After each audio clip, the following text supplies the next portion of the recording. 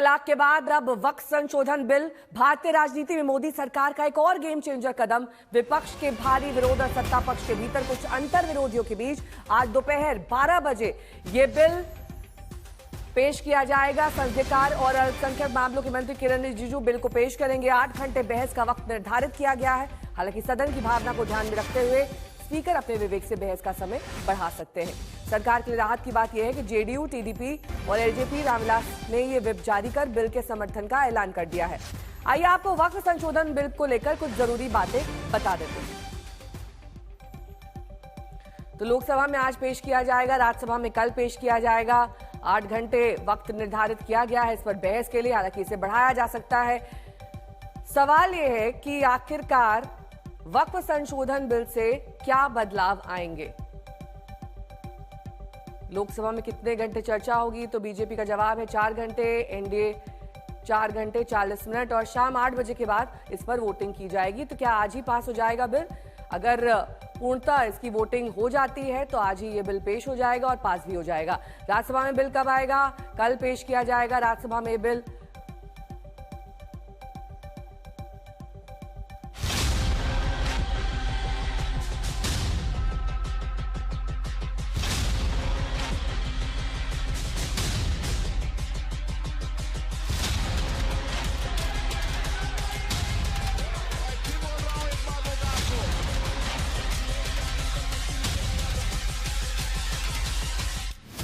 आखिर वो ऐतिहासिक दिन आ गया है।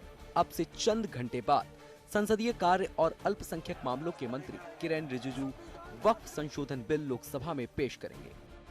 मुसलमानों में मेजोरिटी लोग इसको समर्थन कर रहे हैं। मैं सिर्फ हाथ जोड़ करके कहता हूं कि अगर बिल में बोलने के लिए कुछ नहीं है तो बहाना बना करके टाइम का बिजनेस एडवाइजरी कमेटी का बहाना बना करके वॉकआउट करने का ये सब मत कीजिए।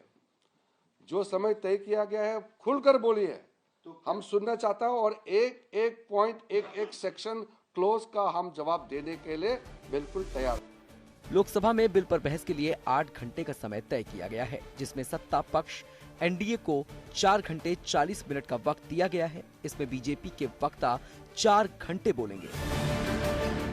बीजेपी की तरफ से बोलने वाले पहले वक्ता जगदम्बिका पाल होंगे, जो वक्फ संशोधन बिल पर बनी जेपीसी के अध्यक्ष थे।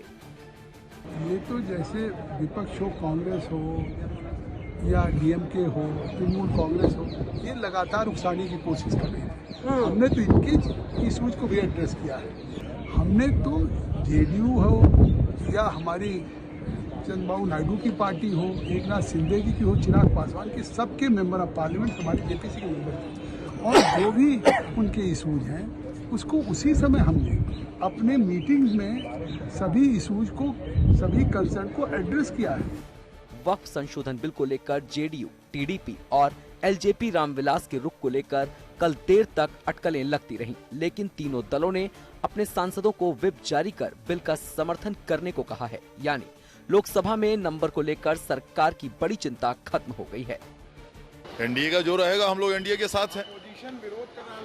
ऑपोजिशन का काम ही है विरोध करना, नहीं तो ऑपोजिशन क्यों कहा जाता है। एक महत्वपूर्ण मील का पत्थर ये वक्फ संशोधन बिल माना जा रहा है। वक्फ संशोधन बिल 2024 आज लोकसभा में 12 बजे पेश किया जाएगा। लोकसभा में एनडीए के 293 सांसद हैं। इंडिया गठबंधन के पास 235 सांसद हैं, जिसमें अन्य को भी जोड़ दें तो ये संख्या 249 तक हो जाती है, जबकि बहुमत का नंबर 272 है।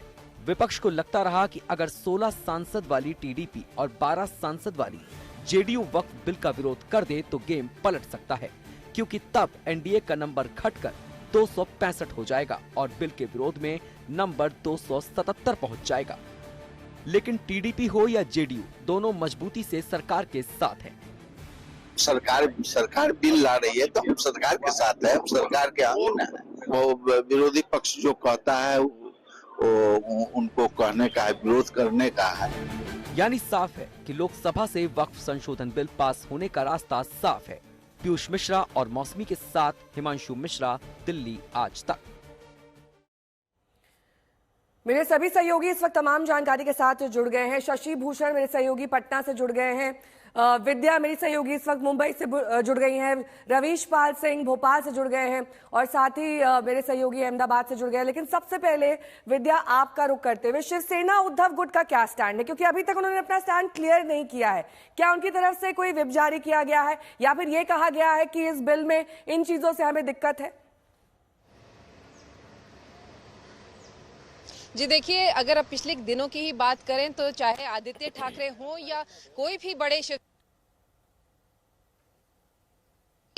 दूसरों के ऊपर आप देखिए, क्या नीतीश कुमार ने डिसाइड किया, चंद्रबाबू नायडू ने डिसाइड किया, इस तरह की बातें वो बार बार कर रहे हैं जो कि टालम टोल के अंदाज में साफ नजर आ रहा है।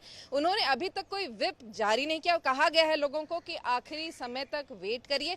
तो यही लग रहा है कि ये जो लिटमस टेस्ट है, जहां पर कि क्या शिवसेना अपने मुस्लिम वोटर्स, जिन्होंने विधानसभा में हमने देखा था काफी सारे मुस्लिम लोगों ने वोट किया था, क्या उनको नाराज करेगी, या उद्धव ठाकरे अपने जो उनका जो रणनीति है यानी कि हिंदुत्व का, क्या उसको वो उसके साथ जाएंगे, क्या करेंगे उद्धव ठाकरे, ये निर्णय शायद सदन में ही होगा, ऐसा लग रहा है। ठीक है, मेरे सहयोगी शशि भूषण भी जुड़े हुए हैं। शशि भूषण, कल तक जेडीयू और एलजेपी का स्टैंड काफी हद तक क्लैरिटी नहीं थी। ये कहा जा रहा था कुछ अमेंडमेंट वो चाहते हैं, संशोधन चाहते हैं। अब तो व्हिप जारी हो गया ना, पूरी तरीके से सरकार के साथ है। बिल्कुल, देखिए कोई कंफ्यूजन नहीं है। और कल दोपहर ही जब हमारी बात हो रही थी जेडीयू के शीर्ष नेताओं से, तो उनका स्टैंड लगभग क्लियर होते जा रहा था। वो जो अमेंडमेंट्स के लिए उन्होंने सुझाव दिए थे, उन पर सहमति की जानकारी सरकार की तरफ से उनको दे दी गई थी। और यही वजह है कि जेडीयू ने जो व्हिप जारी किया नेहा, उस व्हिप में ये कहा गया है कि 4 अप्रैल तक आपको संसद की हर बैठक में शामिल होना है, मौजूद रहना है सांसदों को, और सरकार के समर्थन में वोट करना है। क्या नीतीश कुमार के लिए फैसला इतना आसान था? ये लगातार सवाल ऐसा है जिसको हम जवाब तलाशने की कोशिश कर रहे हैं। नीतीश कुमार को क्या अब भी मुस्लिम समाज वोट करेगा, वो तबका वोट करेगा जिसके लिए नीतीश कुमार की सरकार ये कहती है कि हमने बहुत काम किया? हमारे साथ जेडीयू के एक नेता भी हैं, चंदन सिंह, उनसे जुड़ते हैं। चंदन जी, आप लोगों को लगता है कि नीतीश कुमार का जो फैसला, आपकी पार्टी का जो फैसला है वक्फ संशोधन बिल पर, उसके बाद आप लोगों को मुस्लिम तबके का वोट मिलेगा? नहीं, बिल्कुल। माननीय नीतीश कुमार जी ने जो इस समाज के लिए किया है वह देश में नजीर है। इससे पहले देश में किसी मुख्यमंत्री ने अल्पसंख्यक समाज के उत्थान के लिए इतना बड़ा कार्यक्रम नहीं चलाया। अगर पिछले 19 साल का जो कार्यकाल है माननीय मुख्यमंत्री जी का, अगर आप निष्पक्ष होकर अगर आप देखिएगा तो माननीय मुख्यमंत्री जी ने अल्पसंख्यक समाज के लिए ऐतिहासिक काम किया है। और आज भी जो वक्फ संशोधन अधिनियम आ रहा है, बिल आ रहा है संसद में, माननीय मुख्यमंत्री जी से जितने भी इस समाज के प्रबुद्ध लोगों ने मुलाकात किया और उनकी जो शंकाएं थी वह स्पष्ट रूप से उन्होंने जाहिर किया है।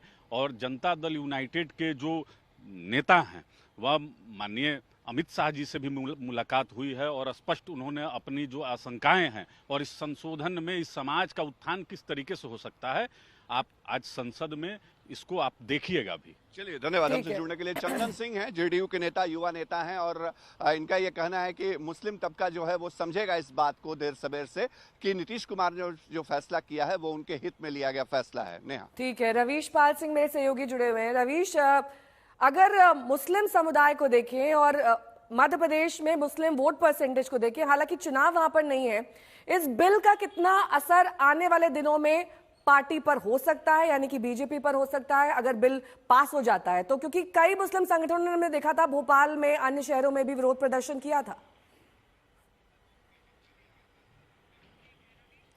जी बिल्कुल नेहा, अगर हम बात वोट परसेंटेज की बात करें तो जाहिर सी बात है भाजपा को मध्य प्रदेश में कम से कम आने वाले समय में भी इससे कोई बहुत ज्यादा फर्क पड़ने वाला है नहीं, क्योंकि भारतीय जनता पार्टी यहाँ पे जिस तरीके से लगातार हर बार चुनाव जीतती रही है और उसमें अगर हम मुसलमानों के वोट प्रतिशत की बात करें तो वो कमतर ही रहा है ज्यादातर मौकों पे। तो ऐसे में वोट प्रतिशत के हिसाब से तो भाजपा को बहुत ज्यादा असर नहीं पड़ने वाला। लेकिन हाँ, इतना जरूर है कि मुस्लिम समुदाय के भीतर इस बात को लेकर के काफी ज्यादा आपत्ति है कि वक्फ बिल पर एक जो धारणा बनाई गई है, किसी भी तरीके की कोई ट्रांसपेरेंसी मुस्लिम समुदाय के बीच में नहीं लाई गई और उनको वक्फ बिल के बारे में बहुत ज्यादा जागरूक सरकार की तरफ से नहीं किया गया, ऐसा उनका कहना है। क्योंकि ये वो केंद्र है भोपाल जहां पे बड़ी संख्या में मुस्लिम वोटर्स है, मुस्लिम समुदाय रहता है। और जब CAA और NRC को लेकर के विरोध हुआ था तो दिल्ली और लखनऊ के बाद सबसे बड़ा केंद्र उस समय प्रदर्शन का राजधानी भोपाल हुआ करती थी। लेकिन तब और अब में काफी पानी बह चुका है नदियों में। लेकिन अभी भी अगर बात करें तो जो ईद हुई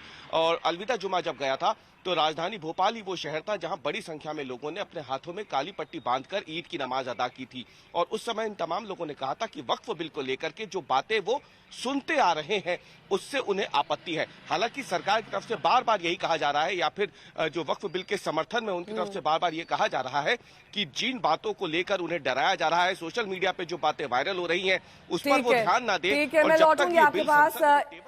इस बीच एक बड़ी खबर इस बिल को लेकर आ रही है। जब बिल पेश किया जाएगा तो कांग्रेस की तरफ से इमरान मसूद पार्टी का पक्ष रखेंगे, ये खबर आ रही है। इमरान मसूद पार्टी बिल के बारे में क्या सोचती है? की उम्मीदें एन फैक्टर से जुड़ी हुई थी, नीतीश नायडू फैक्टर, लेकिन वो उम्मीद टूटती हुई नजर आ रही है। इस वक्त हमारे साथ कांग्रेस पार्टी के सांसद है इमरान मसूद। सर, आप लोगों की उम्मीद नीतीश कुमार चंद्रबाबू नायडू से जुड़ी हुई थी, लेकिन टीडीपी का दावा है 3 जो सबसे कंटेंशियस इशू थे वक्फ बाय यूजर, उसको उन्होंने प्रोस्पेक्टिव करा दिया, रेट्रोस्पेक्टिव उसका इंपैक्ट होगा नहीं, और कलेक्टर डिफाइनिंग अथॉरिटी नहीं होगा, डिटरमाइनिंग अथॉरिटी नहीं होगा। तो परेशानी कहां और क्यों?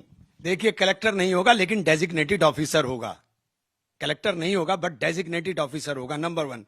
नंबर 2, ये इन्होंने संशोधन किया है, परंतु वक्फ संशोधन अधिनियम 2025 के प्रारंभ या उससे पूर्व उपयोगकर्ता द्वारा वक्फ के रूप में रजिस्ट्रीकृत संपत्तियों के उपयोगकर्ता द्वारा विद्यमान वक्फ इसके वक्फ संपत्ति के रूप में बना रहेगा, सिवाय कि संपत्ति पूर्णतः या भागतः विवादाग्रस्त या कोई सरकारी संपत्ति है। उत्तर प्रदेश इसका सबसे बड़ा उदाहरण है। 14,500 हेक्टेयर लैंड में से 11,500 हेक्टेयर लैंड उत्तर प्रदेश सरकार ने सरकारी संपत्ति घोषित कर दी है। 11,500 हेक्टेयर, लगभग 78%, जिसमें ईदगाह, कब्रिस्तान, खानका, इमामबाड़ा और पुरानी मस्जिदें उसके अंदर शामिल हैं। तो आप मुझे बताइए, ये आपने क्या करा दिया? ये तो पूरा का पूरा हो गया, तय करेगा डेजिग्नेटेड ऑफिसर। वो तय कब करेगा इसकी कोई समय सीमा नहीं। तो ये पूरी तरीके से बुलडोज हो रहा है। और बराए करम, बराए मेहरबानी, आपको सरकारें चलानी है, आप सरकारें चलाने के लिए कुछ कह रहे हो, लेकिन ये मत कहिए कि हमने चेंज करा दिया। आपने चेंज नहीं कराया। ये मुसलमान के ऊपर सबसे बड़ा हमला है। ये सारी प्रॉपर्टीज को खुर्द-बुर्द करने की तैयारी है। और ये संविधान की धारा 14, धारा 16, धारा 25, धारा 26 का सीधे ओवरलैपिंग उसके ऊपर हो रही है। बाबा साहेब भीमराव अम्बेडकर के संविधान का धज्जियां उड़ाने का काम किया जा रहा है। सरकार की तरफ से तर्क दिया जा रहा है कि जो भू माफिया है उनके खिलाफ कार्रवाई है, बाहुबली नेताओं के खिलाफ कार्रवाई है और मुसलमानों के हक में कार्रवाई है। बहुत कार्रवाई आप कर रहे हैं ना। आपने तो संज्ञेय अपराध था, पहले गैर जमानती था, आपने तो जमानती कर दिया। आपने तो लिमिटेशन एक्ट हटा दिया। अब ये प्रॉपर्टी के ऊपर कोई भी एडवर्स पोजीशन में चला जाए, आपने तो जो अपराधी है उस अपराधी को संरक्षण दे रहे हो। आप हटाने की कहां बात करो? आपने कहां इसमें शिक्षा की बात करी? आपने कहां महिलाओं की बात करी? 2 महिलाओं का पहले था, 2 महिलाएं अब रहेंगी। आपने कहां बात की इनकी? आप लोगों को भड़काने का काम मत करिए। ये मेरे हाथ में दस्तावेज है और दस्तावेज अपना आप बोल रहा है, कुछ कहने की जरूरत नहीं है। टीडीपी एक और मसले पे आपके साथ आते हुए दिख रही है। वो कह रही है कि जो नॉन मुस्लिम मेंबर्स को बोर्ड पे लाने का मामला है वो राज्य सरकारों पे छोड़ देना चाहिए, उसको इस बिल में, इस अमेंडमेंट को ऐड किया जाना चाहिए। नहीं, आप एक बात बताइए, राज्य सरकार पर भी छोड़ के क्या होगा? 22 मेंबर बनेंगे, 22 में से 12 गैर मुस्लिम हो सकते हैं। बोर्ड हमारा, संपत्ति हमारी, और हमारे पास कुछ रहेगा नहीं। सब हमसे ये सारी चीजें हम पर ही क्यों लागू हैं? कोई दूसरा बोर्ड आप बता दिए जिसके अंदर ये प्रावधान हो कि कोई दूसरे धर्म का आदमी रह सकता है। मुसलमानों के बोर्ड के ऊपर क्यों ये बात है? आखिर में sir, Congress party India block की रणनीति क्यों? क्योंकि नंबर्स आपके पास नहीं है और सरकार आपको विरोधी बता रही है, जो चेंजेस हैं उसकी विरोधी। देखिए, आप संख्या बल के आधार के ऊपर हमें बुलडोज कर रहे हो। हम कोर्ट जाएंगे अगर आप यहां बुलडोज करोगे। प्रधानमंत्री जी से भी आग्रह करूंगा कि देश के मुसलमान आप ही के हैं, हम आप ही के हैं। हमें 600 रुपए की किट की सौगात नहीं चाहिए। हमें यह सौगात दीजिए, जो हमारे संरक्षण है वो कीजिए, जो हमारे अधिकारों का संरक्षण है वो कीजिए। सबसे बड़ा मुद्दा, इससे बड़ा कोई मुद्दा नहीं है। ये सब कुछ खत्म हो जाएगा। ये तो सब कुछ खत्म कर दिया। ठीक है। इमरान मसूद कह रहे हैं कि टीडीपी द्वारा और नीतीश कुमार द्वारा जो चेंजेस कराने का दावा किया जा रहा है वो मुसलमानों के हक और अधिकारों को सुरक्षित नहीं करेगा और विरोध उनकी तरफ से, इंडिया अलायंस की तरफ से जारी रहेगा। वीडियो सहयोगी मनीष बिधूड़ी के साथ महमद भारद्वाज, दिल्ली, आज तक।